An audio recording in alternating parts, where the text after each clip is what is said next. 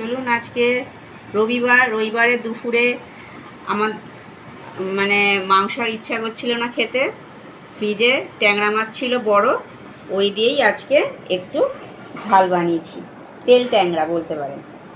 চলুন, সাথে গরম ভাত, একটু ধনেপাতা বেটেছি কালো জিরে দিয়ে। আর এই রান্নাটা আমি একটু স্পেশাল আজকে করেছি, বিট গাজর আলু দিয়ে সাথে একটু ডিম দিয়েছি, ডিমের ভুজিয়া করে সাথে দিয়েছি। এটা আজকে নতুন একটু ট্রাই করলাম, দেখি কেমন হয়। কারণ আমার ছেলেটা একদম বিট খেতে চায় না, ওই লাল হয়ে যায় বলে ওর বিরক্তি লাগে। এবার বলুন তো, সবজি না খেলে ভালো লাগে? ওই জন্য এইভাবে করেছি রান্নাটা, এখন ওর কেমন লাগে দেখা যাক।